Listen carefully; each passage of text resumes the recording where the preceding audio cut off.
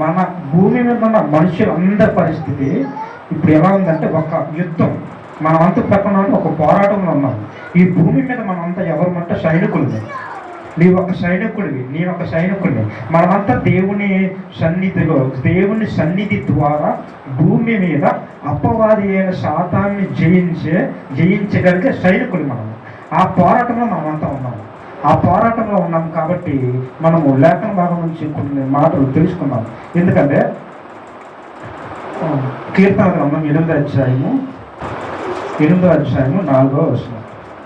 8:4 నీవు మనిషిని జ్ఞాపకము చేసుకున్నటకు వాడు ఏ పాటి వాడు, నీవు నరపుత్రుని దర్శించుటకు వాడు ఏ పాటి వాడు. ఇక్కడ జాగ్రత్త వినండి.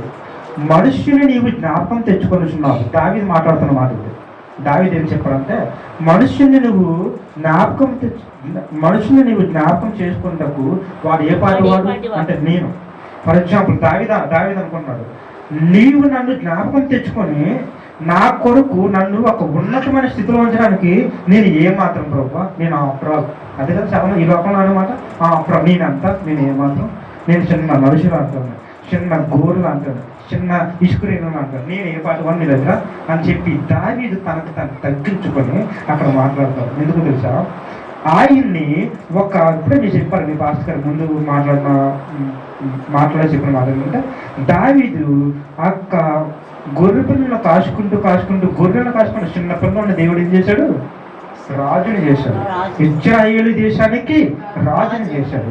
నేను చిన్న పిల్లవాడిని, నేను అసలు అర్హత లేని వాడిని, నేను అలాంటి నన్ను నీవు రాజుగా చేశావు అని చెప్పి అక్కడ కృతజ్ఞత కలిగి తగ్గించుకొని రాజుగా ఉన్నప్పుడే మాట్లాడిన మాట ఇది. రాజుగా ఉన్నప్పుడే, అతను రాజు అయినప్పుడే దావీదు ఏమన్నాడంటే నేను నేనంటూ నేను ఏమాత్రం, నేను చిన్న మనుషులు అంటాను, నేను అలాంటి నువ్వు నన్ను హెచ్చించావు. అసలు నీవు నా మీద దృష్టించడానికి అసలు నీవు నరపుత్రుని దర్శించటకు వాడు ఏ పాటి వాడు అని రాయబడింది. అంటే పరలోకమందున్న దేవుడు భూమి మీద ఉన్న మనిషి చూస్తున్న ప్రతి బాధను దేవుడు చూస్తున్నాడు. అది ఎవరైనా, అది ఒక రాజు అవని, ఒక పూరు గురుసులో ఉన్నవాడవని, ఒక ప్రధానమంత్రి అవని, లేకపోతే ఒక సైనికుడు అవని, ఒక సైంటిస్ట్ అవని, లేకపోతే ఇంకా శాస్త్రులు అనేవారు, ఈ లోకంలో ఉండే పెద్ద పెద్ద మినిస్టర్లు వీళ్ళందరూ ఎవరైనా అవని, భూమి మీద ఉన్న 800 కోట్ల మంది ఉన్నారు. ఇప్పుడు వాళ్ళందరినీ దేవుడు చూస్తున్నాడు. ఆయన ఎక్కడున్నాడు? ఉన్నతమైన స్థలంలో ఉండి పై నుండి కింద ఉన్న వారిని దేవుడు చూస్తున్నాడు. అయితే ఈరోజు దేవుడు మనలో ఎవరిని దేవుడు ప్రతినిధిగా ఎవరిని దేవుడు మార్చుకోవాలని అనుకుంటున్నాడు అనే విషయాన్ని మనం ఈరోజు తెలుసుకుందాం. ప్రతినిధి అంటే ఎవరంటే ప్రత్యేకత. ఒక విషయంలో ఒక వ్యక్తిని ప్రత్యేకపరుచుకొని ఆ వ్యక్తిని ఉన్న స్థానంలో, ఏ వ్యక్తి అయితే బాధపడుతూ ఉన్న స్థానం నుంచి ఎవరైతే ఇబ్బంది పడిపోతూ ఈ లోకంలో నన్ను ఎవరు గుర్తించట్లేదు, ఈ లోకంలో నేను ఎంతో శ్రమ పడుతున్నాను, ఎంతో కష్టపడుతున్నాను, నాకేమీ రావట్లేదని భయపడుతూ బాధపడుతున్న వారు ఎవరైతే ఉన్నారో అలాంటి వారిని దేవుడు ఈరోజు ప్రత్యేకపరుచుకొని ప్రతినిధిగా చేయడానికి ఆశపడుతున్నాడు. దేవుడికి స్తోత్రం. నువ్వు నమ్ముతున్నావా? నీవు ఈరోజు ప్రతినిధిగా అవడానికి దేవుడు నిన్ను మార్చాడని నువ్వు నమ్ముతున్నారా? మీరు ఎవరైనా? నీవు ఒక ప్రతినిధిగా ఉండాలి. నీవు ఒక ప్రతినిధి. మనలందరము కూడా దేవుని దృష్టిలో ఒక ప్రతినిధిగా ఉండాలి. దేవునికి స్తోత్రం. హల్లెలూయా. బైబిల్ గ్రంథంలో ఒక వ్యక్తి ప్రతినిధిగా దేవుని దృష్టిలో బ్రతికాడు, జీవించాడు. ఆ వ్యక్తి గురించి మనము ఈరోజు తెలుసుకుందాం. యోబు గ్రంథం, యోబు 7:13. నా మంచము నాకు ఆదరణనిచ్చును, నా పరుపు నా బాధకు ఉపశాంతినిచ్చును అని నేను అనుకొనగా. ఇక్కడ రాయబడిన 7వ అధ్యాయం 13వ రాయబడిన మాట ఏంటంటే, నా మంచము నాకు ఆదరణ ఇచ్చును, నా పరుపు నా బాధకు ఉపశాంతినిచ్చును అని నేను అనుకొనగా అని ఇక్కడ ఎవరు మాట్లాడుతున్నారమ్మా? యోబు మాట్లాడుతున్నారు. ఇక్కడ యోబు విషయంలో యోబుకి జరిగింది మనందరికీ తెలుసు కదా. యోబుకి జరిగింది చిన్న షార్ట్కట్లో చెప్పేస్తాను. యోబుకి జరిగిన విషయం ఏంటంటే, యోబు అనే ఒక మనుష్యుడు ఉన్నాడు. ఒక తూర్పు దేశంలో ఒక మనుష్యుడు ఉన్నాడు. ఆ మనుష్యుడు దేవుని దృష్టిలో యథార్థంగా కనిపించాడు. ఆ మనుషుని యొక్క పరిస్థితి ఏంటంటే, మన 1వ అధ్యాయంలో మనం చూసినట్లయితే, యోబు గ్రంథం 1వ అధ్యాయంలో మనం చూసినట్లయితే, అందులో యోబు గురించి ఒక ప్రత్యేక మాట. ఆ మాట ఏంటంటే, ఊజు దేశమునందు యోబు అని ఒక మనుష్యుడుండెను. అతడు యథార్థవంతుడు, న్యాయవంతుడై దేవుని యందు భయభక్తులు కలిగి చెడుతనము విసర్జించినవాడు.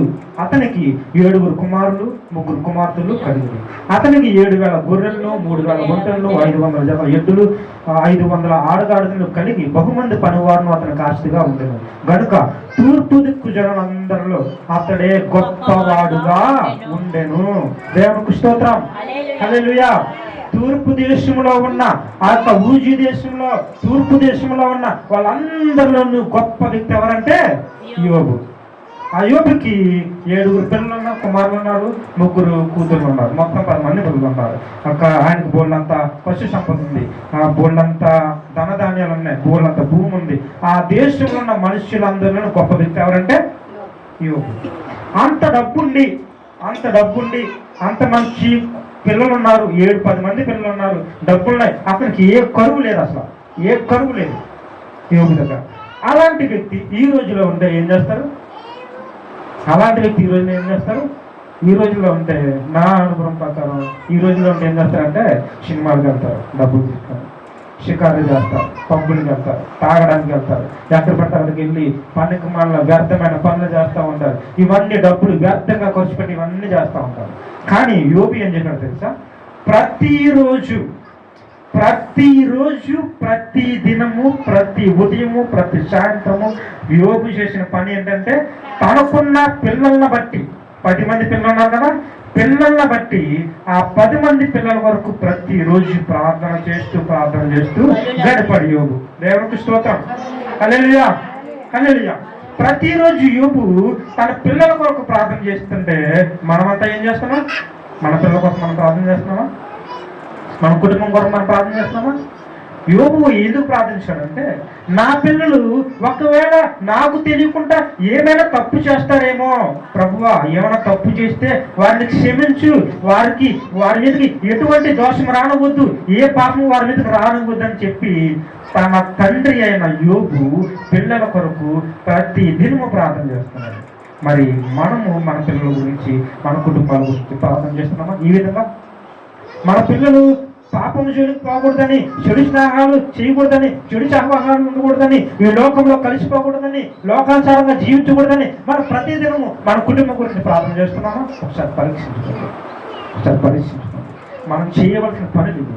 ఒక యథార్థవంతుడు, దేవుని బిడ్డ, దేవుణ్ణి నీతిగా జీవించేవాడు, చెడుతనాన్ని విసర్జించే విధంగా మనం ఉండాలంటే మన జీవితం ఎలా ఉండాలంటే యోబులా ఉండాలి. నేను చెప్తా, ఖచ్చితంగా యోబులాగే ఉండాలి. ఎందుకంటే యోబు పడినన్ని బాధలు ఎవరు పడలేదు. ఎందుకంటే 10 మంది పిల్లలు ఉన్నారు, బోళ్ళంత ఆస్తి ఉంది, బోళ్ళంత సంపద ఉంది, ఆ గొడ్లున్నాయి, పశు సంపద ఉంది. తర్వాత ఆ యొక్క చుట్టుపక్కల ప్రాంతం అందరిలో కూడా యోబు బాగా ధనవంతుడు అయినప్పటికీ కూడా తనలో గర్వం లేకుండా చెడుతనాన్ని, ఈ తాగుడు, సిగరెట్టు, గుట్కా ఇవన్నీ కాల్చలేదు రోజు. అలాంటి చెడు సహవాసాలన్నిటికీ దూరంగా ఉండి ఆ చెడు సహవాసాన్ని పక్కన పెట్టి యోబు ఏం చేస్తున్నాడు? ప్రార్థన చేస్తున్నాడు. ఏం చేస్తాడమ్మా? ప్రార్థన. ప్రతి దినము కుటుంబం కొరకు ప్రార్థన చేస్తాడు. ప్రార్థన చేస్తూ ప్రతిదినం అలా గడుపుతున్నాడు, దేవుళ్ళు గడుపుతున్నాడు. ఒకానొక సమయంలో ఏం జరిగిందంటే, తనకి పుట్టిన 10 మంది పిల్లలు చచ్చిపోయారు. 10 మంది చచ్చిపోయారు, ఒక్కరు లేరు. 10 మంది పిల్లలు చచ్చిపోయారు. తనకున్న పశువులు ఉన్నాయి, అన్నీ చచ్చిపోయాయి. ఏమి లేవు. తన భార్య, అంటే తన చుట్టూ ఇంకా తన స్నేహితులు, వీళ్ళే మిగిలారు, ఇంకెవరు లేదు. తన ఇంటిలో ఉన్న పని వాళ్ళు లేరు, తన యొక్క పిల్లలు లేరు, తన డబ్బులు లేవు, ఏమీ లేని పరిస్థితి. కొన్ని కోట్ల ఆస్తున్న యోబు ఒక్కసారిగా తన పిల్లలందరూ, మన కుటుంబంలో ఒక్కళ్ళు చచ్చిపోతే మనం ఎంత బాధపడుతుంది? 10 మంది పిల్లలు లేకపోతే మన పరిస్థితి ఎలా ఉంటుంది? ఒకసారి ఆలోచించండి. యోబు ఆ పరిస్థితులు ఎలా ఉన్నాడో ఒకసారి ఆలోచించండి. 10 మంది పిల్లలు లేని పరిస్థితి మనం ఏం చేస్తాం? దేవుడు అప్పుడు నేను ప్రతిరోజు ప్రార్థన చేశాను, ప్రతిరోజు దేవుడు నాకేదో ఆస్తులు ఇచ్చాడు, సంపద ఇచ్చాడు, ప్రార్థన చేశాను. దేవుడు నాకేం చేశాడు? దేవుడు లేడు, ఏమీ లేదు. దేవుడు ఉన్నాడు అసలు? దేవుడు లేదు, ఎవడు లేదు అని చెప్పి మనం ఏం చేస్తాం? పక్కన పెడేసి, దేవుడిని పక్కన పెడేసి మన పని మనం చేసుకొని దేవుడిని మర్చిపోతాం పూర్తిగా, దేవుడిని పక్కన పెడేస్తాం. కానీ యోబు ఏం చేశాడంటే, ఆ విషయం తెలిసినప్పుడు, పిల్లలు చనిపోయారని, తనకున్న సంపద అంతా పోయిందని ఇవన్నీ తెలిసినప్పుడు యోబు చేసిన పని ఏంటో తెలుసా? 1వ అధ్యాయము 20-21 వచనాలను చదువుతాను. అప్పుడు యోబు లేచి తన పై వస్త్రములు చింపుకొని, తన వెంట్రుకలు గొరిగించుకొని, నేల మీద సాష్టాంగపడి నమస్కారం చేసి ఇట్లా, నేను నా తల్లి గర్భంలో నుండి దిగంబరినై వచ్చేదని, దిగంబరిని అక్కడ తిరిగి వెళ్ళేదను. యెహోవా ఇచ్చెను, యెహోవా తీసుకొని పోయాను, యెహోవా నామమునకు స్తుతి కలుగును గాక. ఈ సంగతుల్లో ఏ విషయమందును యోబు ఏ పాపమును చేయలేదు, దేవుడు అన్యాయం చేశానని చెప్పలేదు. దేవునికి స్తోత్రం. చూడండి, ఎప్పుడైతే 10 మంది పిల్లలు చచ్చిపోయారో, 10 మంది పిల్లలు చనిపోయిన తర్వాత, సంపద అంతా పోయిన తర్వాత మనమైతే ఏం చేస్తాం? దేవుడి మీద నిందలేసేస్తాం. దేవుడు లేడు, దేవుడు నాకేం చేశాడు, అసలు దేవుడైనా, దేవుడు అనే ఉంటే నా పిల్లలు ఎందుకు చచ్చిపోతారు, బతుకుతారు కదా అని చెప్పేసి ఎంతో మనం అయితే దేవుడు దూషించి దేవుని పక్కన పెడుతుంది. కానీ యోబు తగ్గించుకొని, దేవుడే నాకు పిల్లలు ఇచ్చాడు, దేవుడే నాకు ఆస్తిని ఇచ్చాడు, సమస్తాన్ని ఇచ్చాడు, దేవుడికి స్థుతి కలుగును కాకని చెప్పి ఆ సమయంలో కూడా దేవుడికి ఇంకా స్థుతిస్తున్నాడు. పిల్లలు సరిపోయినా స్థుతిస్తున్నాడు, తన ఆస్తి మొత్తం పోయినా స్థుతిస్తున్నాడు. కానీ తను పిల్లల్ని తలుచుకుంటూ ప్రార్థన చేస్తున్న ఒక సమయంలో మనం చదువుకున్న 7వ అధ్యాయంలో రాయబడిన మాట, ఈ రోజులో కూడా మనము ఎంతో ఈ యొక్క లోకంలో ఉండే సమస్యలు, అప్పుల బాధలు ఉంటాయి. అప్పుల వల్ల మనం ఇంటికి వచ్చేస్తున్నారని ఉద్యోగం చేస్తున్నప్పుడు జీతం సరిపోక, రూమ్ రెంట్లకు అట్లాగా ఇంట్లో సరైన గ్రోసరీస్, ఈ యొక్క నిత్యావసర వస్తువులు మనం తెచ్చుకోలేక, డబ్బులు సరిపోక మనం అంతా ఏం చేస్తామండి? ప్రతిరోజు రాత్రులు మంచం మీద కూర్చొని పడుకునే ముందు, ప్రభువా ఏంటి నా పరిస్థితి, నేను ఎంతో కష్టపడి నా కుటుంబం కొరకు కష్టపడుతున్నాను, సరిపోయి చాలా జీతం వస్తుంది నాకు, ఆ జీతం దేనికి సరిపోవట్లేదు, తినడానికి ఉండట్లేదు, రెంట్ల కట్టడానికి ఉండట్లేదు, నా పరిస్థితి ఏంటి ఇలా అయిపోతుందని చెప్పి మనం ఏం చేస్తాం? మంచం మీద కూర్చొని పడుకొని ఏడుస్తుంటామా, బాధపడుతుంటామా? అందులో ఎవరికి లేదు అలాంటి బాధ? ఆర్థికంగా ఉన్న వాళ్ళకి ఎవరికి లేదు, ఉంది కదా మనందరికీ. ఆ బాధలన్నీ మనకున్నాయి. మరి ఇలాంటి పరిస్థితుల్లో మనకులాగే యోబు కూడా 7వ అధ్యాయం 13వ వచనంలో రాయబడినట్లుగా, నా మంచము నాకు ఆదరణ ఇచ్చును, నా పరుపు నా బాధకు ఉపశాంతినిచ్చును అని నేను వేడుకొనగా, నీవు స్వప్నము వలన నన్ను బెదిరించదు, దర్శనము వల్ల నన్ను భయపెట్టదు అని రాయబడింది. మరొక 16వ వచనం ఏంటంటే, అవి నాకు అసహ్యములు, నిత్యము బ్రతుకుట నాకు ఇష్టము లేదు, నా దినములు ఊపిరి వలె ఉన్నవి, నా జోలికి రావద్దు. మనుషుడు ఏ పాటువాడు, అతను గణపరిచినేలా, అతని మీద నీ మనస్సు నీవు నిలుపవేలా అని ఇక్కడ మన యోబు మాట్లాడుతున్నాడు. ఇదే రీతిగా మనము కూడా మనకి కలిగిన బాధను బట్టి, ఈ అప్పుల బాధను బట్టి, కుటుంబంలో మీ పిల్లల కొరకు మీరు వివాహాలకి సిద్ధపడి ఉన్నప్పుడు, వివాహాల కొరకు డబ్బులు కావాలి, వివాహం చేయడానికి ఇంకా అమౌంట్ కావాలి, ఆ డబ్బులు సరిపోలేదని మనం ఎంతో బాధపడుతూ, అయ్యో ప్రభువా మేము కుదుర్చుకున్నాము, మాకు ఎందుకు ఇంకా వివాహం అవ్వట్లేదు, డబ్బు సమస్య ఉంది, మమ్మల్ని ఎందుకు అలా విడిచిపెడుతున్నాం అని చెప్పి మనం బాధపడుతుంటాము. అలాంటి పరిస్థితుల్లో దయచేసి నేను చెప్పేది ఏంటంటే, మనము నిరీక్షణ కలిగి జీవించాలి. యోబు ఏ విధంగా అయితే తనకు తను తగ్గించుకొని, తనకు కోల్పోయి, తనలో ఏమి లేనప్పటికీ కూడా దేవుడిని విడిచిపెట్టకుండా ఏ విధంగా జీవించాడో అదే రీతిగా మనం ఉన్నట్లయితే దేవుడు మనల్ని నడిపిస్తాడు. అందుకే ఇక్కడ అదే అధ్యాయం 19వ వచనంలో యోబు ఇంకో మాట అంటాడు, ఎంతకాలం నీవు నన్ను చూసిన మానకుందువు, నేను గుటకు వేయ వరకు నన్ను విడిచిపెట్టవా అని రాయబడింది. గుటకు వేయ వరకు అంటే ఏంటమ్మా? గుటక వేయ వరకు అంటే ఏంటి? అర్థమవుతాయి నా మాటలు? అర్థమవుతానండి. ఓకే, మీరు ఏం మాట్లాడట్లేదు, అందుకే నాకు అర్థమవుతున్నారు కదా. గుటక వేయ వరకు అంటే ఏంటి? నీవు ఎంతకాలం వరకు నీవు నన్ను చూడవు, నేను గుటక వేసే వరకు నువ్వు నన్ను చూడకుండా ఉంటావా అని యోబు అడిగినాను. అంటే గుటక వేసే వరకు అంటే నేను అలిసిపోయాను, నేను ప్రార్థన చేస్తూ ఉన్నాను, నేను ప్రార్థన చేస్తూ తినడానికి నా ముందు ఒక 40 కేజీల బిర్యానీ కనిపించినా, ఒక 50 కేజీల బిర్యానీ కనిపించినా, తినడానికి మంచి ఆహారం ఉన్నా, పప్పు అన్నం ఉన్నా, ఏమన్నా నా ముందు ఉన్నా కానీ నేను తినలేని పరిస్థితి నాకు ఎక్కట్లేదు. ఎందుకు తెలుసా? నా బాధలు నన్ను అలాగా అణచివేస్తున్నాయి. నా బాధలు నన్ను అలా ఇబ్బంది పెడుతున్నాయి. వివాహం అవ్వట్లేదని, లేదంటే అప్పుడు వారికి నేను తిరిగి అప్పు చెల్లించలేకపోతున్నాను, ఈఎంఐ నేను కట్టలేకపోతున్నాను, నా జీవితం ఎందుకు, నన్ను ఇంకా చంపే, ఇంకా నాకు బ్రతకాలం లేదు, నన్ను ఎందుకు ఇలా వదిలేస్తున్నావు, నన్ను పట్టించుకోవా అంటే నా చివరి శ్వాస, నాలో ఉన్న శ్వాస పోయే వరకు నీవు నన్ను విడిచిపెట్టవా అని ఇక్కడ అంటున్నాను. అందుకని ఇంగ్లీష్ బైబిల్లో ఉంటుంది, how long will thou not depart from me, not that me alone till I swallow down my spittle అంటున్నాను. అంటే నేను నా గుటక, నాలో ఉన్న ఊపిరి, నా ప్రాణము పోయే వరకు కూడా నువ్వు నన్ను పట్టించుకోవా, నా ప్రాణం పోయి నన్ను ఎలాగ వదిలేస్తావా అని చెప్పి ఎవరు అడుగుతున్నారు? యోబు అడుగుతాడు. యోబు అడుగుతున్న పరిస్థితిలో దేవుడు ఒక చక్కని మాట చెప్పాడు యోబుకి. దేవునికి స్తోత్రం. హల్లెలూయా, హల్లెలూయా. నిద్రపోతున్నారు ఎవరైనా? నిద్రపోతున్నారు హల్లెలూయా చెప్పండి. నిద్రపోతున్న వారు హల్లెలూయా చెప్పండి. దేవునికి స్తోత్రం. హల్లెలూయా. మీరందరూ మంచి వాళ్ళు. అయితే 8వ అధ్యాయం చదువుకుందాం. 8వ అధ్యాయంలో ఒక మాట ఉంటుంది, 6వ వచనం, 8:6లో మంచి మాట ఉంటుంది. నీవు పవిత్రుడివై యథార్థవంతుడైన యెహోవా నిశ్చయముగా ఆయన నీ యందు శ్రద్ధ నిలిపి నీ నీతికి తగినట్టుగా నీ నివాస స్థలమును వర్ధిల్ల చేయును. దేవునికి స్తోత్రం. హల్లెలూయా, హల్లెలూయా. నీవు ఏ విధంగా అయితే నీవు ఇలా తగ్గించుకొని ఇలా బాధపడి నాకు దేవుడు లేడు, ఎవరు లేరు, నా బాధను దేవుడు చూడట్లేదు, నన్ను పట్టించుకోలేదు అని యోబు కూడా దేవుడు పక్కన పెడిస్తే యోబు దేవుడి దృష్టిలో యథార్థవంతుడు అవుతాడా? నీతి కనబడవుతాడా? అవడు కదా. అందుకే యోబు ఏ విధంగా అయితే తగ్గించుకొని ఒక యథార్థత కలిగి దేవుని ఎదురు జీవించాడో అలాంటి సమయంలో దేనికి తగినట్టుగా అన్నాడు? నీ నీతికి తగినట్టుగా. నీ నీతికి అంటే ఏంటంటే మనము నమ్మాలి. అబ్రహాము దేవుణ్ణి నమ్మెను గనుక అతడు నీతిగా ఎంచబడను అని ఉంటుంది. దేవుణ్ణి నమ్మడమే నీతి. దేవుడు నిజంగా ఆయన నన్ను రక్షించగలడు, ఆయన నాకు ఏది కొదువు చేయడు, నాకు అన్ని దేవుడు సమకూర్చాలని మనం నమ్మాలి. అబ్రహాము కూడా తన యొక్క కుమారుణ్ణి బలిమ్మని చెప్పినప్పుడు దేవుడు అబ్రహాం ఇవ్వడానికి సిద్ధపడ్డాడు. ఎందుకు? దేవుడు చూసుకున్నాడని చెప్పి దేవుడికి అప్పగించాడు. నమ్మాడు, దేవుడు నమ్మాడు కాబట్టి అబ్రహాము ఎలా తీర్చబడ్డాడు? నీతి మంత్రిగా తీర్చబడ్డాడు. అలాగే యోబు కూడా మనకు కలిగిన నీతిని బట్టి మన నీతి అంటే ఏంటి? నేను చెప్పేది ఏంటంటే మీరు బాగా అర్థం చేసుకోండి. మనకు కలిగిన నీతి అంటే మనం ఇప్పుడు ప్రార్థన చేస్తున్నాము, ప్రతిదినము ప్రార్థన చేస్తాము. మనకున్న బాధల గురించి రాత్రి పూటల మంచం మీద పరుపు మీద కూర్చొని, ప్రభువా ఎందుకు నా పరిస్థితులు అయిపోయింది, నాకేమి తోచట్లేదు, నా జీవితం బాగలేదు అని చెప్పి మనం బాధపడుతూ దేవుడి మీద మన భారాన్ని మోపాలి. అందుకనే ప్రయాసపడుతున్న సమస్త జనారా మీరు నా ఎద్దకు రండి, నేను మీకు విశ్రాంతి కలిగేదని దేవుడు చదివించాను.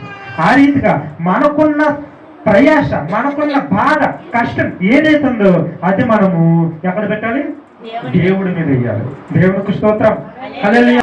మన భారం ఏదైతే ఉందో ఆ భారాన్ని మనము దేవుడి మీద మనం వేసినట్లయితే దేవుడు మన భారాన్ని చూసి మనకి ఏం చేస్తాడంటే మన నీతికి తగినట్టు మనకు జాగ్రత్తగా వినండి. మనం ఎలాగైతే ప్రార్థన చేస్తామో, ఎంత ఆసక్తితో దేవునితో మనం జీవిస్తామో, దేవుడి మీద మనం ఎంత నమ్మకంతో అయితే ఉంటామో దేవుడు అంత నమ్మకంగా మనల్ని మన ఇంటిని వర్ధిల్ల చేస్తాడు. అందుకనే 10వ అధ్యాయంలో ఇంకో మాట ఉంటుంది. యోబు గ్రంథం 10వ అధ్యాయము 1వ వచనం చదవండి ఒకసారి. నా బ్రతుకునందు నాకు విసుగు పుట్టినది, నేను అడ్డు లేకుండా అంగలార్చెదను, నా మనోవ్యాకులము కొలది నేను పలికెదను. చాలా నేను నా జీవితం అంతా అయిపోయింది. నేను 10 లక్షలు అప్పు ఉంది. 10 లక్షలు అప్పు ఉన్నప్పుడు నేను అప్పు తీర్చడానికి సిద్ధపడుతున్నాను. ప్రయాసపడుతున్నా కానీ అప్పుడే నా కోసం ఆగట్లేదు. ప్రయాసపడుతున్నాను కానీ తిరిగి వాళ్ళు నా దగ్గరికి వస్తున్నారు, నా మీద దాడి చేయడానికి వస్తున్నారు. లేకపోతే నాకు ఒక వ్యాధి వచ్చింది, ఆ వ్యాధి నన్ను పీడిస్తుంది, నాకు బ్రతకాలం లేదు, నాకు విసుగు పడేస్తుంది నా జీవితం మీద అని బాధపడుతున్నాడు. ఇక్కడ ఎవరు? యోబు. అదే అధ్యాయంలో 18వ వచనంలో జరిగిన విషయం ఏంటంటే, గర్భంలో నుండి నీవు నన్నేలా వెలుపులకు రప్పించితివి, అప్పుడే ఎవరినూ నన్ను చూడకుండా నేను ప్రాణము విడిచి ఉండిన ఎంత మేలు విండిన ఎడల మేలు అని 18వ వర్షంలో 18వ వర్షంలో యోబు అంటాడు. ఇదే రీతిగా నా జీవితంలో జరిగిన ఒక విషయాన్ని ఆల్రెడీ చెప్పాలనుకుంటున్నాను. ఒక విషయం చెప్తాను. నా జీవితంలో నా చిన్ననాటి సమయంలో నేను నర్సీపట్నం దగ్గర ప్రాంతంలో పుట్టాను. నేను ఆ ప్రాంతంలో పుట్టినప్పుడు అప్పుడు మాకు తోటలు ఉండేవి. ఆ తోటల్లో మా తల్లి గారు మా పేరెంట్స్ అందరినీ అక్కడ ఉన్నాను. మా జీడి మామిడి తోట తీసుకెళ్ళలేదు. ఆ జీడి మామిడి తోట ఉండేది. ఆ సమయంలో నేను అక్కడ పుట్టాను. నేను పుట్టినప్పుడు ఏమైందంటే పుట్టిన తర్వాత కొన్ని రోజులకి ఐ థింక్ నాకు తెలిసి నెలల్లో 20 రోజులు ఒక నెల రోజుల్లోనో ఏమైందంటే నాకు స్నానం చేస్తున్నారు అనమాట. చిన్నపిల్లలకి ఏం చేస్తారు, పిల్లలకి కాళ్ళ మీద పెట్టి అప్పుడు మరి ఇప్పుడు ఎలా చేస్తున్నారో తెలియదు, కాళ్ళ మీద ఎలా పెట్టి పిల్లలకి స్నానం చేసి చబ్బలు రాసి స్నానం చేస్తారు కదా, అలాగా నాకు కూడా స్నానం చేస్తున్నారు. స్నానం చేస్తున్నప్పుడు అప్పుడు సోప్ నా బాడీ మీద ఏంటంటే సబ్బుతో మనం స్నానం చేస్తాం కదా, సబ్బుతో నా మీద సబ్బు రబ్ చేస్తూ సబ్బు నాకు రాస్తూ స్నానం చేస్తారు. స్నానం చేస్తున్న సమయంలో ఏం జరిగిందంటే అక్కడ ఆ వాడిన సబ్బు ఏంటంటే లైఫాయ్ సబ్బు అప్పుడు వాడేవారు. ఆ లైఫాయ్ సబ్బు రెడ్ కలర్లో ఉంటుంది కదా, రెడ్ కలర్ ఉండడం కూడా ఎర్రగానే వస్తూ ఉంటుంది. అలాగే నాకు స్నానం చేస్తున్నప్పుడు ఏం జరిగిందంటే స్నానం చేస్తున్నారు, నురగా ఎర్రగా వస్తుంది. ఇంకా చేస్తున్నారు, సబ్బు రాస్తున్నారు, ఇంకా ఎర్రగా వస్తుంది. ఏంటి ఇది ఇంకా ఎర్రగా వస్తుందని చెప్పి మళ్ళీ ఇంకా స్నానం చేస్తూ ఒక వాటర్ పోస్తూ ఉన్నప్పుడు వాటర్ పోస్తే నన్ను కడిగారు అనమాట. ఇక్కడ స్నానం చేసినప్పుడు మా చిన్నమ్మమ్మ అనుకుంటా, మా చిన్నమ్మమ్మ గారు నాకు స్నానం చేసి కడిగినప్పుడు ఏం జరుగుతుందంటే వాళ్ళు సబ్బు రాయడం అయిపోయింది, నా మీద నీళ్లు పోయడం అయిపోయింది, ఎలా పక్క తీర్చడం అయిపోయింది, నన్ను మళ్ళీ క్లాత్ తోడడానికి సిద్ధంగా ఉన్నారు. అప్పుడు ఏం జరుగుతుందంటే ఇంకా నా శరీరం నుంచి ఎర్రగా కారుతూ ఉంది రక్తము. నా శరీరం మొత్తం రక్తం కారుతుంది. అప్పుడు జరిగిన విషయం ఏంటంటే సబ్బులో బ్లేడ్ ఉంది. ఆ బ్లేడ్ నాకు నా బాడీ మొత్తం ఈ కొత్త భాగంలో కట్ అయిపోయింది. ఆ బ్లేడ్ సబ్బులో ఉండి చూసుకోలేదు వాళ్ళు. చూసుకోకుండా ఆ బ్లేడ్ ఉన్న సబ్బుతో నాకు స్నానం చేస్తారు. స్నానం చేస్తున్నప్పుడు ఆ బ్లడ్ కారిపోతున్నప్పుడు దేవుడు ఆ క్షణంలో నెలల సమయంలో నేను పుట్టిన నెలలోనే దేవుడు నన్ను కాపాడాడు. దేవునికి స్తోత్రం. హల్లెలూయా. అలాంటప్పుడు నేను అలాంటి పరిస్థితిలో దేవుడు నన్ను కాపాడాడు చిన్నటి సమయంలో ఉన్నాయి. అప్పుడు అలాగే చాలా అనుభవాలు ఉన్నాయి అలాంటివి. దేవుడు 2-3 సార్లు అలా కాపాడిన పరిస్థితులు ఉన్నాయి. దేవుడు నా జీవితంలో నాకు ఏదైనా జరిగితే నేను ఎప్పుడు కూడా చదువుకునే గ్రంథం ఏదైనా ఉందంటే యోబు చదువుతాను, విలాప వాక్యాలు చదువుతాను. ఈ 2 అధ్యాయాలు నాకు ఆదరణ ఇస్తాయి. యోబు గ్రంథము, విలాప వాక్యాలు, ఈ 2 గ్రంథాలు ఆదరణ ఇస్తాయి. ఎందుకంటే మనకున్న బాధ నుంచి విడుదల నుంచి దేవుడి మీద నమ్మకాన్ని కలిగించే గ్రంథాలు ఇవి. సో అందుకని ఇక్కడ యోబు ఏ విధంగా అయితే నేను కూడా ఒక్కొక్కసారి నాకు బాధ అనిపించినప్పుడు ఎందుకు ప్రభువా చిన్నప్పుడు నాకు అలా జరిగింది కదా, నన్ను అప్పుడే చంపించు కదా, ఎందుకు ప్రభు నన్ను బ్రతికించావు, చిన్నప్పుడు నాకు బ్లేడ్ కట్ అయిపోయింది కదా, బ్లేడ్తో కట్ అయిపోయినప్పుడు నన్ను అప్పుడే చంపించు కదా, ఎంతవరకు నన్ను ఎందుకు ఇంకా బాధపడుతుందని చెప్పి బాధపడిన సందర్భాలు చాలానే ఉన్నాయి నా జీవితంలో. వాటన్నిటిని యోబు ఇప్పుడు ఏ విధంగా అయితే నీవు గర్భంలో ఉన్నప్పుడే నేను బయటకు రాకుండా ఎవరికి తెలియకుండా నన్ను అప్పుడే చంపించు కదా అని యోబు అడిగాడు.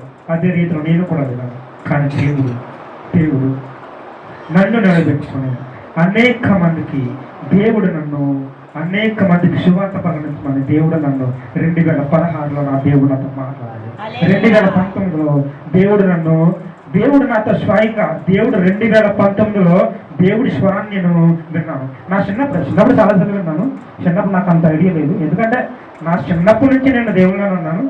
చిన్నప్పటి నుంచి ఇలాగే సండే స్కూల్కి వెళ్తే ఎవరన్నా రోడ్డు మీద పిల్లలు కనిపిస్తే ఆ పిల్లల్ని బలవంతాన్ని చచ్చి సండే స్కూల్ తీసుకెళ్ళిపోయి ఏమని కొడి దగ్గర షాప్ దగ్గర తీసుకెళ్ళి ఆ షాప్ దగ్గర బిస్కెట్లు కొని వాళ్ళకి చూపించి షాపులు ఇస్తాను మీరు సండే స్కూల్కి వెళ్తారని చెప్పి తీసుకెళ్ళుకున్నాను. చిన్నప్పుడు అలా చాలాసార్లు చిన్నప్పుడు నేను పిల్లలకు అలా అలవాటు చేస్తున్నాను సండే స్కూల్. అలా చిన్నప్పటి నుంచి నాకు దేవుడి మీద అలవాటు అయిపోయింది. కానీ దేవుడు నన్ను ప్రత్యేకపరుచుకున్న సంవత్సరం 2016, 2019లో దేవుడు నన్ను బలపరిచాడు. ఆ తర్వాత ఆ దేవుడి యొక్క వాక్యాన్ని ప్రకటించడానికి దేవుడు ఎక్కడ వెళితే అక్కడ నన్ను దేవుడు ప్రత్యేకంగా వాడుకుంటాడు. కానీ ఇవన్నీ నేను ఎందుకు చెప్తున్నానంటే మనము ఉన్న పరిస్థితి అప్పుడు బాధలో మనం ఇబ్బంది పడతాం, వివాహాలు దాటలేని ఇబ్బంది పడతాం, లేకపోతే మన మీదకి అనేక మంది దాడి చేయడానికి వస్తున్నప్పుడు మనం ఇబ్బంది పడతాం. కానీ ఇదంతా ఎవరు చేస్తున్నారో తెలుసా? మనం అనుకుంటాం ఎవరో మన ఎదుటి వాళ్ళు మన ఎదుటి వ్యక్తులు చేస్తారని. కానీ నేను చెప్తాను ఇదంతా చెప్పేది ఎవరంటే అపవాది అయిన శాతం. సాతానుడు మనల్ని భ్రమపరచడానికి, సాతానుడు మనల్ని దేవుడి నుంచి దూరం చేయడానికి ఇదంతా చేస్తున్నాడు తప్ప దేవుడైతే మనల్ని ఎప్పటికీ కూడా విడిచిపెట్టడు. దేవుడు మనల్ని విడిచిపెడతానని మనం అనుకున్నట్లయితే అది మన దౌర్భాగ్యం, మన యొక్క అతి తక్కువ ఆలోచన అనమాట. ఎందుకంటే దేవుడు మనల్ని విడిచిపెట్టడు. అందుకనే 8వ అధ్యాయంలో మరొక మాట దేవుడు చదివిస్తాడు. ఏంటంటే 8వ అధ్యాయము 7వ వచనంలో మరొక మాట ఉంటుంది, చదువుకుందాం. అప్పుడు నీ స్థితి మొదట కొద్దిగా నుండినను తుదను నీవు మహాభివృద్ధి పొందుదువు. దేవుడికి స్తోత్రం. హల్లెలూయా, హల్లెలూయా. నీవు ఇప్పుడు చూడటానికి ఇంతే ఉన్నావు. నీవు ఇప్పుడు చూడటానికి పూరి గుడిసెలో ఉన్నావు. నీవు ఇప్పుడు చూడటానికి నీ దగ్గర ఏమీ లేదు. నీవు ఇప్పుడు చూడటానికి నీ దగ్గర డబ్బులు లేవు, ఏమీ లేదు. అప్పుడు నీ మీద వచ్చి పడిపోతున్నారు. నీకు ఒక బతుకు లేదు, నువ్వు జీవితం లేదు, నీకు తినడానికి తిండి లేక చివరికి గంజి నీళ్ళు కూడా తాగడానికి లేని పరిస్థితులు నీవు ఉన్నా కూడా దేవుడు 8వ అధ్యాయంలో రాసినట్లుగా 6వ వచనంలో రాసినట్లుగా మనము పవిత్రత కలిగి యథార్థవంతులుగా మనం జీవిస్తే దేవుడు మన యందు శ్రద్ధ నిలిపి శ్రద్ధ కాన్సంట్రేషన్ నీకు చేస్తాడు ఖచ్చితంగా. అబండెంట్లీ అని ఉంటుంది, నిశ్చయముగా నిశ్చయముగా దేవుడు నిన్ను చూస్తాడు. నీ పరిస్థితి ఎలా ఉన్నా సరే దేవుడు నిన్ను చూస్తాడు. ఎప్పుడు తెలుసా? మనం వీటిగా ఉంటేనే. యోగులాగే మనము తగ్గించుకొని అన్ని కోల్పోయినా కూడా దేవుడు నాకు చూసుకుంటాడులే, నాకేం కాదు, మనం ధైర్యంగా బతికితే దేవుడు మనకి ఏం చేస్తాడంటే మన స్థితి ఇప్పుడు కొద్దుకున్నా, మనం ఇప్పుడు ఏమి లేని పరిస్థితులు ఉన్నా దేవుడు మనల్ని ఉన్నతమైన స్థితిలో అభివృద్ధి అని చెప్పడం దేవుడు మహాభివృద్ధి ఏరుద్దని మహాభివృద్ధి అభివృద్ధి కాదు. అభివృద్ధి అంతా జస్ట్ చిన్నవరకు డెవలప్మెంట్, ఏదో చిన్న ఉద్యోగం వచ్చింది అంతే, అంత కాదు. దేవుడు నిన్ను మహాభివృద్ధి చేస్తా అన్నాడు. ఉన్నతమైన స్థితిలో నిన్ను దీవిస్తానని దేవుడు మనకి మాట చదివిస్తున్నాడు. ఆ రీతిగా దేవుడు మనల్ని రక్షించడానికి, దీవించడానికి సిద్ధంగా ఉన్నాడు. ఆ రీతిగా యోబు కూడా తన జీవితం అంతా తన పిల్లలను కోల్పోయినా కూడా ఏం జరిగిందంటే యోబు ప్రార్థన చేస్తూ ఆ సమయంలో యోబు ఏం చేశాడంటే తన స్నేహితుల కొరకు, తన భార్య కొరకు, తన కొరకు ప్రార్థన చేశాడు. ఏమనంటే వాళ్ళకి ఏమీ తెలియలేదు, నన్ను దూషిస్తుంది, నా భార్య నన్ను దూషిస్తుంది, నా స్నేహితులు నన్ను దూషిస్తున్నారు, వారిని మార్చమని, వారిని యొక్క జ్ఞానం తెలియాలని యోబు వాళ్ళ కొరకు ప్రార్థిస్తున్నట్లుగా మనము ఎన్ని బాధలున్నా, ఎన్ని కష్టాలున్నా ఈరోజు మీకు చెప్పినది దేవుడు యోబుని ప్రతినిధిగా ఎంచుకున్నాడు, ప్రత్యేకంగా ఎంచుకున్నాడు. అదే రీతిగా మనము కూడా దేవుడి దృష్టిలో ప్రతినిధిగా ఉంటే మొదట మనము ఉన్న స్థితి ఎలాగైనా దేవుడు మనల్ని మహాభివృద్ధిలో దేవుడు మనల్ని దీవించినట్లుగా ఇక్కడ యోబు గ్రంథము 42వ అధ్యాయము 10వ వచనంలో ఇంకో మాట ఏంటంటే నేను చదువుతాను. మరియు యోబు తన స్నేహితుల నిమిత్తము ప్రార్థన చేసినప్పుడు యెహోవా అతని క్షేమస్థితిని మరలా అతనికి దయచేసెను. మరియు యోగునకు పూర్వము కలిగిన దానికంటే రెండంతలు రెండంతలు అధికముగా యెహోవా అతనికి దయచేసెను. 12వ వచనం యెహోవా యోగును మొదట ఆశీర్వదించిన దాని అంతటికంటే మరి అధికముగా ఆశీర్వదించెను. దేవునికి స్తోత్రం. హల్లెలూయా, హల్లెలూయా. అందుకనే ఇదే రీతిగా యోబు ఏ విధంగా అయితే తగ్గించుకొని తన యొక్క పరిస్థితి అంతా, పిల్లల 10 మంది చచ్చిపోయినా, తనకున్న సంపద లేకపోయినా, ఏమీ లేని పరిస్థితిలో కూడా దేవుణ్ణి విడిచిపెట్టకుండా యథార్థత కలిగి చెడు స్నేహాలు చేయకుండా, చెడు సహవాసాలు కలగకుండా, దేవుణ్ణి దూషించకుండా. మెయిన్ మనుషులు చేసేది ఏంటంటే మనం ఏదైనా కోల్పోతే దేవుణ్ణి దూషించేస్తాం. అవునా కదా? నేను కూడా చేస్తూ ఉన్నాను ఆ సందర్భాలు. మనం దేవుడిని పక్కన పెట్టి దేవుడు మనకేం చేయలేదని చెప్పి దేవుడు మనకేం చేయట్లేదు ఆయనకైతే ప్రార్థించాలని చెప్పి దూషిస్తాం. అలా మనం దూషించకూడదు. అలా దూషించకుండా మనము యథార్థ ప్రవర్తన కలిగి నీతిగా పవిత్రంగా మనం జీవించినట్లయితే మనకి కలిగిన విశ్వాసాన్ని బట్టి మనకి ఎంత నీతి ఉందో, ఎంత నమ్మకం ఏదిందో, అలాంటి నమ్మకంతో దేవుని యందు యోబుకి ఒక నా ఉద్దేశం ప్రకారం దేవుడి యందు యోబుకి డబల్ నమ్మకం, డబల్ విశ్వాసం ఉంది కనుక దేవుడికి యోబుకి ఉన్న దానికంటే రెండింతలు అధికంగా యోబుకి దేవుడు దయచేశాడా? 7 పిల్లలు చనిపోయారు కదా, మళ్ళీ 10 మంది పిల్లలు చనిపోయారా? మళ్ళీ యోబుకి మళ్ళీ ఎంతమంది పిల్లలు పుట్టారు? మళ్ళీ 10 మంది పిల్లలు పుట్టారు. దేవుడికి స్తోత్రం. హల్లెలూయా, హల్లెలూయా. 10 మంది పిల్లలు చనిపోయారు, 10 మంది పిల్లలు పుట్టారు. మళ్ళీ 12 ఉంటుంది, 14,000 గొర్రెలు వచ్చాయి. 7,000 గొర్రెలు చచ్చిపోయా, 14,000 గొర్రెలు వచ్చాయి. మళ్ళీ 3,000 ఒంట్లు చచ్చిపోయా, మళ్ళీ 6,000 ఒంట్లు వచ్చాయి. మళ్ళీ 500 ఎడ్లు చనిపోయా, ఇప్పుడు 1000 జతల ఎడ్లు వచ్చాయి. తర్వాత 500 ఆడుగాడులు చనిపోయా, మళ్ళీ 1000 ఆడుగాడులు వచ్చాయి. అంటే తను కోల్పోయిన ప్రతి దాంట్లో పిల్లలు 10 మంది చనిపోతే 10 మంది వచ్చారు. కోల్పోయిన ప్రతి దాంట్లో యోబుకి వచ్చింది డబల్, రెండింతలు అధికంగా యోబు పొందుకున్నాడు. కాబట్టి మనము కూడా యోబులాగే తగ్గించుకొని మన జీవితాన్ని దేవుడికి సమర్పించుకొని మనము ఎలాంటి బాధలున్నా ఎలాంటి కష్టాలున్నా దేవుణ్ణి విడిచిపెట్టకుండా చివరి వరకు మనము ఆయన యందు నమ్మికించి ప్రార్థన చేసినట్లయితే 8వ అధ్యాయంలో రాసినట్లుగా మనము కూడా యోబు వలె 8వ అధ్యాయంలో రాసినట్లుగా అప్పుడు నీ స్థితి మొదట కొద్దిగా ఉండినను తుదలో నీవు మహాభివృద్ధి పొందుదువు అని దేవుడు యోబుని ఆశీర్వదించినట్లుగా మనల్ని కూడా ఆశీర్వదించబోతున్నాడు. అంతేకాకుండా మన నీతికి తగినట్లుగా మన నివాస స్థలాన్ని, మన ఇంటిని, మన పరిస్థితిని అన్నింటినీ దేవుడు మార్చి వాటిని వర్ధల చేయడానికి దేవుడు ఆశపడుతున్నాడు. అలాంటి కృప మనందరికీ దేవుడు దయచేయును గాక. ఆమేన్, ఆమేన్, ఆమేన్. తల వంచండి, ప్రార్థన చేసుకుందాం.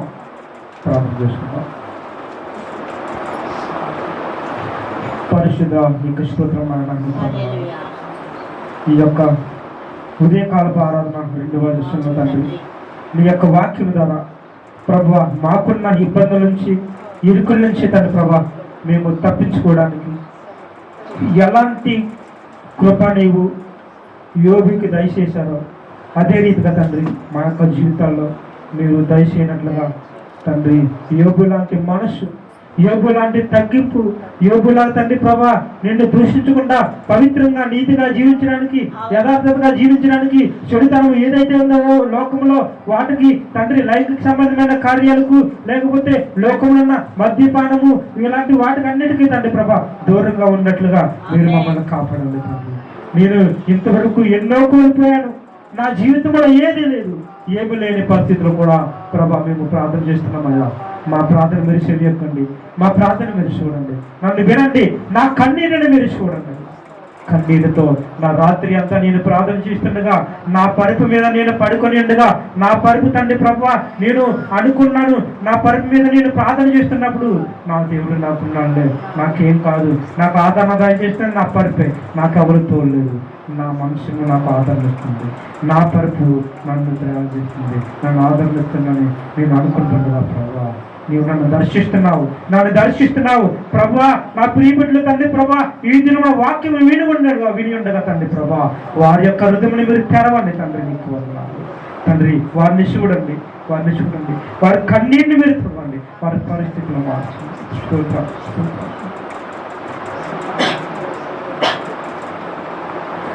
నిన్ను చూస్తున్నాడు, నీ కన్నీరు తుడుచును, యేసు నిన్ను చూస్తున్నాడు, నీ కన్నీరు తుడుచును.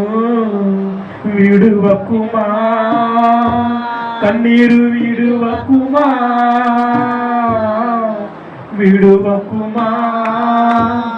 కన్నీరు, విడువకుమా అద్భుతం చేయును. నిన్ను చూస్తున్నాడు, నీ కన్నీరు తుడుచును, యేసు నిన్ను చూస్తున్నాడు, నీ కన్నీరు తుడుచును. అప్పులలో చిక్కుకోనినా నిన్ను చూస్తున్నాడు, అప్పులలో చిక్కుకోనినా నిన్ను చూస్తున్నాడు. తోడుండి నడిపించును, ఏనాడు విడువడు,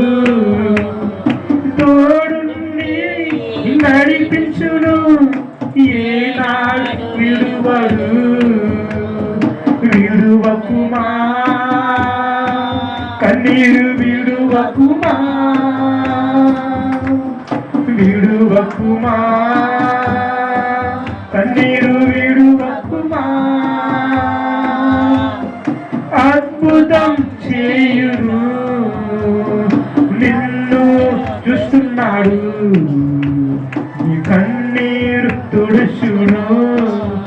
యేసు నిన్ను చూస్తున్నాడు, నీ కన్నీరు తుడుచును.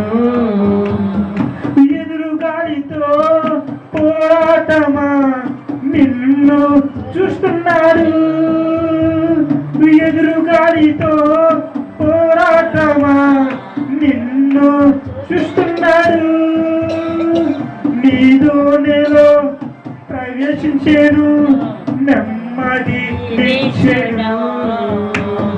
నీలోనేలో ప్రవేశించేను, నెమ్మది నిచ్చెను. విడువకుమా కన్నీరు, విడువకుమా, విడువకుమా కన్నీరు, విడువకుమా. అద్భుతం చేయును, నిన్ను చూస్తున్నాడు, నీ కన్నీరు తుడుచును. యేసు నిన్ను చూస్తున్నాడు, నీ కన్నీరు తుడుచును. నీకెదురైన ఆయుధముల్ వర్ధిల్లక పోవును, నీకెదురైన ఆయుధముల్ వర్ధిల్లక పోవును. నిన్నెదురించి వాదించువారు నీ పక్షమౌదురు, నిన్నెదిరించి వాదించువారు నీ పక్షమౌదురు. విడువకుమా కన్నీరు, విడువకుమా, విడువకుమా కన్నీరు, విడువకుమా. అద్భుతం చేయును, నిన్ను చూస్తున్నాడు, నీ కన్నీరు తుడుచును. యేసు నన్ను చూస్తున్నాడు, నా కన్నీరు తుడుచును. నన్ను చూస్తున్నాడు, నా కన్నీరు తుడుచును, నా కన్నీరు తుడుచును, నీ కన్నీరు తుడుచును, నీ కన్నీరు తుడుచును, నీ కన్నీరు తుడుచును. దేవాది కృష్ణ అవును తండ్రి, నా కన్నీరు నుండి తుడిచేవాడు నీవయ్యా. ఈ లోకంలో తండ్రి అపవాది, అవును నేను ఎన్నో బాధలు అనుభవిస్తున్నా, ఎన్నో శ్రమల్లో ఇబ్బందులు ఉన్నాను, కానీ ఇవన్నీ నాకు ఈ శోధన అంతా చేస్తుంది ఎవరంటే అపవాది. అపవాదం జయించడానికి నాకు శక్తిని దయచేయ ప్రభువా. అపవాదం జయించడానికి, వారిని ఎదిరించడానికి ప్రభా నా పక్షాన్ని నీవు తోడుగా ఉండి నీ యొక్క పరిశుద్ధాత్మను తండ్రి ప్రభా నా పైన కుమ్మరించమని ప్రార్థిస్తున్నాను. దేవా నా కన్నీటిని చూడయ్యా, నా కన్నీటిని తీర్చేవాడు నీవున్నావని నేను నమ్ముతున్నాను తండ్రి ప్రభా. నా తల్లి నన్ను విడిచిన, నా తండ్రి నన్ను విడిచిన, నా అన్నదమ్ముడు నన్ను విడిచిన తండ్రి ప్రభా, నన్ను ఎన్నడు విడనని విడబాయనని నీవు సెలవిచ్చావయ్యా. ఆ రీతిగా నాకు తోడుగా ఉంది. నా చెయ్యిని విడిచిపెట్టద్దు, నా చేతిని విడిచిపెట్టకుండా తండ్రి ప్రభా నా చేతులు తాకి, నా చేతులు తాకి నన్ను ముట్టి నాకున్న బాధ నుంచి, నాకున్న శ్రమల నుంచి, నాకున్న ఇరుగుల నుంచి తండ్రి, హప్పుల నుంచి, వ్యాధుల నుంచి నాకు విడుదల దర్శి తండ్రి. నాకు తండ్రి ప్రభా నేను కుమ్మిడిపోతూ జీవిస్తున్నాను వేదనతో తండ్రి ప్రభా, నేను కుమ్మిడిపోతూ ఉండగా నన్ను ఆదరించేవారు లేరని, నాకు నెమ్మది దయచేసేవారు లేదని నేను నా పరుపు మీద నుండి ప్రతి దినము ప్రతి రాత్రి నేను ప్రార్థన చేస్తున్నప్పుడు తండ్రి నన్ను దర్శించు, నాతో మాట్లాడు. నీవు నాతో మాట్లాడితే నేను ప్రభువా ఎంతో సంతోషముతో నీ యందు మహానందముతో నేను సంతోషిస్తూ జీవిస్తూ నీ యొక్క నామాన్ని ప్రకటించడానికి, నీ యొక్క నామాన్ని నేను విస్తరింపజేయడానికి సిద్ధపడుతున్నానని ప్రతి ఒక్కరము దేవుడి సన్నిధిలో తీర్మానం చేసుకున్నాము. దేవుడు నిన్ను విడిచిపెట్టడు, మనల్ని ఎవరిని దేవుడు విడిచిపెట్టడు. ఎలాంటి పరిస్థితిలో ఉన్నా ధనవంతుడైన యోబు తనకున్న పరిస్థితిలో అన్ని కోల్పోయినప్పటికీ యోబు ఏ విధంగా ప్రార్థించాడో తగ్గించుకొని, ఆ రీతిగా మనము కూడా దేవుడి సన్నిధిలో తగ్గించి యథార్థత కలిగి నీతిమంతులుగా ప్రార్థించాలి. దేవునికి స్తోత్రం, స్తోత్రమయ్యా, స్తోత్రం, స్తోత్రం. ప్రతి ఒక్కరి స్తుతులు చెల్లిస్తాం. స్తోత్రం, స్తోత్రం, స్తోత్రం, స్తోత్రం. దేవానికి స్తోత్రమయ్యా, స్తోత్రం, స్తోత్రం, స్తోత్రం. తండ్రి నీకు స్తోత్రం. ప్రతి ఒక్కరు మీరు ఎవరికైనా మీరు చిత్తపడి ఉంటే ఇప్పుడే, మీలో మీకున్న బాధ ఏదైనా కలిగి ఉన్నట్లయితే ఇప్పుడే యోబు మోకరించి ప్రార్థించినట్లుగా మీరే ఇప్పుడు ఎవరైనా మోకరించి తల్లి, మోకరించి సహోదరుగా మోకరించి ప్రార్థన చేయి. నీకున్న బాధ, నీకున్న ప్రయాస ఏదైతే ఉందో దేవుడి సన్నిధిలో మోకరించి ప్రార్థన చేయి. దేవుడు నీ పక్షాన నువ్వున్నాడు. అపవాది ఎవ్వడు ఎలాంటి అధికారమైనా, ఈ లోకానుసారంగా ఉన్న శాతాను శక్తులు ఏవైనా, వాడు ఎంత బలవంతుడైనా కానీ నిన్ను ఎదుర్చినది. ఎందుకో తెలుసా? నీ ఎదుట ఉన్నది సజీవంగా దేవుడు ఆయన యొక్క మహాశైన్యం ఉన్నది. మహాదూతలు ఉన్నారు. ఎవ్వరూ కూడా నిన్ను తాకలేదు. మోకరించి తల్లి, మోకరించి. దేవుడు నీ పక్షాన ఉన్నాడు. నీ సన్నిధిలో ఆయన ఈ దినమున నీవు ఒట్టి చేతులతో వెళ్ళిపోకూడదు. ఇప్పుడు ఈ పరిస్థితిలో ఒట్టి చేతులతో నీవు నీ ఇంటికి వెళ్ళిపోకుండా నీవిప్పుడే మోకరించు. యోబు ఏ విధంగా అయితే తన పిల్లల కొరకు ప్రార్థన చేశాడు. తన పిల్లలు యథార్థంగా జీవించాలని, వారి పాపంలోకి పోకుండా ఒకవేళ పాపం చేశారేమో అని యోబు ప్రతి దినము పిల్లల్ని రక్షించుకున్నట్లుగా, తన కుటుంబాన్ని రక్షించుకున్నట్లుగా నీ కుటుంబం కొరకు నువ్వు ప్రార్థించు. నీ సన్నిధిలో నువ్వు ప్రార్థించు. దేవుడి సన్నిధిలో మోకరించు. నీ పిల్లలు లోకంలో కలిసిపోకూడదని, వేషధారులో ఉండకూడదని, లోకానుసారంగా జీవించకూడదని, అపవిత్రమైన వాడి జోలికి వెళ్ళకుండా చెడుతనాన్ని విడిచిపెట్టి పవిత్రంగా దేవుని వాక్యాన్ని పట్టుకొని, దేవుని యొక్క వాక్యాన్ని వారు ధరించి, దేవుని యొక్క వాక్యాహారాలను భుజించి జీవించేవారుగా నీ బిడ్డలు, నీ కుటుంబము, నీ భర్త, నీ భార్య, నీ అన్నదమ్ములు, నీ కుటుంబంలో ఉన్న ప్రతి ఒక్కరూ ఈ క్షణమున, ఈ దినమున మనసు పొందినట్లుగా దేవుని నామంలో ఆజ్ఞాపిస్తున్నాడు. దేవుని కుటుంబాన్ని దీవించును గాక. దేవుడు నీ యొక్క సమస్త బాధల నుంచి నీకు విడుదల దయచేయును గాక. నీ కుటుంబంలో యోబుని దేవుడు ఏ విధంగా అయితే తనకున్న స్థితిని, మొదటి స్థితి కొద్దిగా ఉన్న తర్వాత 2 గంటలు ఆశీర్వాదము యోబు పొందుకున్నట్లుగా నీ కుటుంబము, నీ నివాస స్థలము వర్ధలింపజేయడానికి దేవుడు ఆసక్తి కలిగి ఉన్నాడు. దేవుడు నీ మీద తన మెండైన ఆశీర్వాదములు నీ మీద కుమ్మరించిపోతున్నాడు. నీ కుటుంబంలో సమస్యకి దేవుడు విడుదల దయచేయబోతున్నాడు. ఆ రీతిగా ఇప్పుడు ప్రార్థించు. నీ సన్నిధిలో, దేవుడి సన్నిధిలో ప్రార్థించు. నీవు ఇంటికి వెళ్ళినప్పుడు దేవుడు విడిచిపెట్టద్దు. దేవుడు నాకు లేడని వాడద్దు. ఎట్టి పరిస్థితుల్లో దేవుడు లేడని వాడడానికి వీల్లేదు. ఎందుకంటే ఇప్పుడు ఆయన ఆజ్ఞాపిస్తే నీ ప్రాణాన్ని తీసుకోగలిగే అధికారం ఆయన చేతిలో ఉన్నది. దేవుడు ప్రతి క్షణము, ప్రతి నిమిషము ఒక గడియ గడపడానికి నీకు ఆయుష్నిచ్చాడంటే దేవుడు లేడని నీవు ఎలా అనుకుంటున్నావు? దేవుడు లేవని నీవు ఎలా వెర్రితనపు మాట్లాడుతున్నావు? వెర్రితనంగా జీవించదండి. దేవుడు మనకున్నాడు.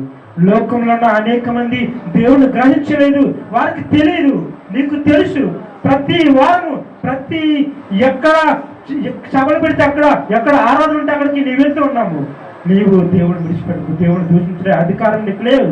దేవుని విడిచిపెట్టదు. యోబు ఏ రీతిగా అయితే ఎంతో నెమ్మది కలిగి ప్రార్థన చేయగలిగాడో మనము కూడా నెమ్మదితో మనము ప్రార్థన చేయగలిగినట్టే దేవుడు మనందరికీ యోబులాగా గొప్ప గొప్ప ధన్యత, గొప్ప ఆశీర్వాదం ఇవ్వబోతాడు. ప్రభా నీకు స్తోత్రమయ్యా. అవును తండ్రి, ఈ సంఘంలోకి తండ్రి ప్రభా ఏ నిమిత్తమైతే ఈ ఒక్క వాక్యం ద్వారా మీరు మాట్లాడారు నాకు తెలియదు తండ్రి. తండ్రి దేవా, వారిని మీరు దర్శించండి. ఏ కుటుంబాలు అయితే వారికి ఏ సమస్య ఉందో, ఆర్థికంగా, వ్యాధుల పరంగా, అప్పుల పరంగా, ఈఎంఐ పరంగా, లేక ఇంకా అధికారం పరంగా, ఇంకా ఏ రీతిగా అయితే వారు ఇబ్బంది పడుతున్నారో వాటన్నిటి నుంచి తండ్రి ప్రభా వారికి తండ్రి విడుదల దయచేసి, వారికి తన విడుదల దయచేసి వారు యోబు లాంటి ఒక మహాభివృద్ధి, యోబు లాంటి ఘనత, యోబు లాంటి ఆశీర్వాదం తండ్రి ప్రభా మా అందరికీ దయచేసినట్లుగా మీరు మాకు సహాయం చేయండి తండ్రికి కొన్నాడు.